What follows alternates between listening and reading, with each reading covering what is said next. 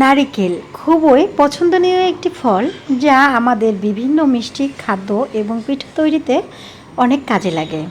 তবে অনেক সময় কিন্তু আমরা নারকেল কুড়াতে গেলে হাতের কাছে কোরানি পাই না, আর অনেকের বাসায় কোরানি থাকেও না।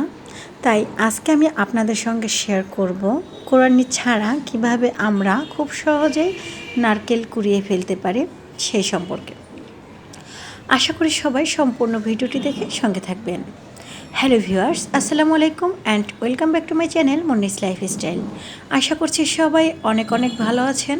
আল্লাহর অশেষ রহমতে আমিও ভালো আছি। একটা নারকেল নিয়েছি। ভিডিও শুরুতে বলেছি বন্ধুরা, কোরানি ছাড়া কিভাবে আমরা নারকেল কুড়াতে পারি খুব সহজে সেটাই শেয়ার করব। আর একটা নারকেল খুব ভালোভাবে ঝাঁকিয়ে নিয়ে বোঝা যায় পাকা নারকেল যদি ভিতরে পানি থাকে তাহলেই নারকেলটি ভালো। আর এখানে কিন্তু নারকেলের 3টি চোখ আছে, আর একটা চোখ ছিদ্র করে আমি একটু পানি বের করে নেব। চাকু দিয়ে সম্ভব নয়, তাই আমি স্ক্রু ড্রাইভার দিয়ে এই ছিদ্রটা করে নিলাম। আপনারা চাইলে যে কোনো স্ক্রু দিয়েও করে নিতে পারেন।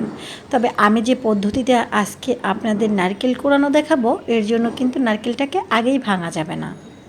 আমি আজকে আগুনে পুড়িয়ে নারকেল তারপরে কুড়িয়ে নেব, উপরের শক্ত খোসাটা ছাড়িয়ে। বন্ধুরা, আমি এখানে একটি স্ট্যান্ড দিয়ে দিলাম, চুলার উপরে নারকেলটা বসিয়ে আগুন জ্বালিয়ে দিব। আর খুব অল্প সময়ে কিন্তু আমরা এইভাবে নারকেলটা কুড়িয়ে নিতে পারি। আর কুড়ানিতে আমরা অনেকেই কুড়াতে পারি না, তবে যে প্রসেসে কুড়াবো এভাবে কিন্তু আমরা কম বেশি সবাই নারকেল কুড়াতে পারবো। 4 থেকে 5 মিনিট আমি এভাবে চুলার আঁচটা দিয়ে রাখবো, এবং এক পাশ যখন নারকেলটা পুড়ে যাবে, দেখুন বন্ধুরা নারকেলের গায়ে কিন্তু আগুন লেগে গেছে। আর আমি চুলাটা অফ করে দিলাম, আপনাদের সাথে শেয়ার করছি। এক পাশে কিন্তু অনেকটা কালো হয়ে গেছে। তবে নারকেলটা এই সময়ে উল্টানোর সময় অনেক সতর্ক থাকবেন, যেন হাতে গরম আঁচ না লেগে হাত পুড়ে না যায়। আমি নারকেলটাকে উল্টিয়ে আবারও চুলার জাল জ্বালিয়ে দিব। নারকেলটাকে আমরা খুব হলে 5 মিনিটের মতো আগুনে পুড়িয়ে নিলেই হয়ে যাবে, কারণ আর নারকেলের উপরের খোসাটা কিন্তু একদমই শক্ত, আর এটাই তাই খুব সহজেই আগুন লেগে যায়।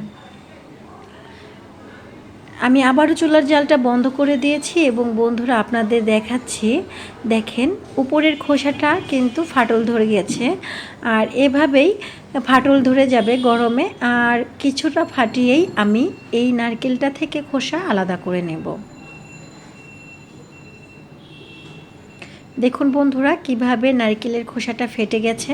ঠিক একইভাবে আমি নারকেলটাকে আরেকটু ফাটিয়ে নিব। এর জন্য চুলার জালটা আমি আরেকটু দিয়ে দিচ্ছি। আর নারকেলটা যদি কম পুড়ে অথবা কোনো জায়গায় এভাবে না ফাটল ধরে, তাহলে কিন্তু আপনারা নারকেল থেকে খোসাটাকে আলাদা করতে পারবেন না খুব সহজে। তাই আমি আর 2-1 মিনিট নারকেলটাকে জাল করে নিচ্ছি, আর একটু উল্টে পাল্টে দিচ্ছি, যেন যে সাইডে আগুন কম লেগে নারকেলটা একটু পুড়ে গরম হয়। তবে বন্ধুরা টেনশন করবেন না, ভিতরে নারকেলটা কিন্তু একদমই স্বচ্ছ থাকবে, কোনো রকম পুড়ে যাবে না। তবে এইভাবে নারকেল কুড়িয়ে আমি খেয়ে দেখেছি, নারকেলের থেকে খুব সুন্দর একটা ঘ্রাণ আসে, আর ঘ্রাণটা কিন্তু আমার অনেক ভালো লেগেছে। তো আশা করি আপনাদেরও ভালো লাগবে। আর এভাবে কিন্তু খুব সহজেই নারকেল একসাথে অনেকগুলো কোড়াতেও পারবেন। আমরা যখন নারকেল কোড়ানি দিয়ে নারকেল কোড়াতে যাই, আমাদের অনেক সময় লাগে, এবং একসাথে অনেকগুলো নারকেল কোড়াতে গেলে হাতের তো একদম 12টা বেজে যায়। আর দেখুন বন্ধুরা নারকেলটা কিন্তু অলরেডি ফেটে গিয়েছে। তো আমি এখন চুলা থেকে নারকেলটাকে নামিয়ে নিব। নারকেলটাকে নামিয়ে নিয়েছি, আর এই পর্যায়ে কিন্তু নারকেলটা অনেক গরম। আপনাদের হাতে সময় থাকলে আপনারা কিছুটা সময় নারকেলটাকে ঠান্ডা হওয়ার জন্য সময় দিবেন। আর নারকেলটা যেহেতু পোড়ানো হয়েছে, তাই অনেকটাই কালি পড়ে গেছে উপরে। এর জন্য আমি একটা টিস্যু দিয়ে নারকেলটাকে খুব ভালোভাবে মুছে দিচ্ছি, যেন কালিটা হাতে না লাগে। আর এভাবে হাতের সাহায্যে আস্তে আস্তে নারকেলটাকে একটু টুকরে টুকরে নেবেন, যেন নারকেলের গায়ের অংশটা আর একটু ভালোভাবে ফেটে যায়।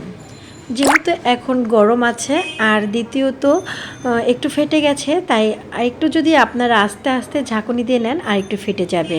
আর একটি চাকুর সাহায্যে এইভাবে আমরা আস্তে আস্তে নারকেলটাকে খোসা ছাড়া করে নেব। তবে বন্ধুরা আমার কিন্তু নারকেলের এক জায়গা থেকে একটু ভেঙে গেছে, তাতে কোনো সমস্যা নেই, যদি কয়েক টুকরো হয়ে যায় তাতেও কোনো সমস্যা নেই। বন্ধুরা, নারকেলের খোসা ছাড়ানোর পরে যে এই যে উপরের শক্ত এবং কালো আবরণটা আছে, আমরা এটাও পরিষ্কার করে নিব। আর কোরানি দিয়ে কোরানোর সময় কিন্তু এই আবরণটাও নারকেলের সাথে মিশে যায় অনেক সময়, যার কারণে নারকেলে ময়লা পড়ে। তবে এইভাবে পরিষ্কার করে নিলে আর কিন্তু ময়লা হবে না। আমি নারকেলটাকে ভেঙে খুব ভালোভাবে ছিলে নিচ্ছি এই পিলারটা দিয়ে। আর এটা কিন্তু আপনারা ভেজিটেবল পিলার, আপনাদের আলু তারপরে যে কোনো সবজি ছিলার জন্য যে পিলারটা ইউজ করেন সেটা দিয়ে এভাবে নারকেলটাকে খুব সুন্দরভাবে ছিলে নিতে পারবেন। আর এই কাজটাও কিন্তু খুব সহজেই করে ফেলতে পারবেন। আর যদি না থাকে আপনাদের কাছে এরকম পিলার, তাহলে কিন্তু আপনারা বটির সাহায্যেও বা চাকুর সাহায্যেও এটা করে নিতে পারবেন। আমি নারকেলটাকে আলাদা করে নিচ্ছি। আর এখন আমি এই যে আলু ঝুরি করার যে স্ট্রেইনার মেশিনটা আছে, এটা দিয়ে নারকেলগুলোকে কুড়িয়ে নিব। উপরের অংশটা দিয়ে কোড়ালে কিন্তু একটু বড় বড় স্লাইস হবে। আর যদি আপনি একদম কুচি কুচি করে ফেলতে চান, তাহলে নিচের অংশটা দিয়ে কুড়িয়ে নিতে পারেন।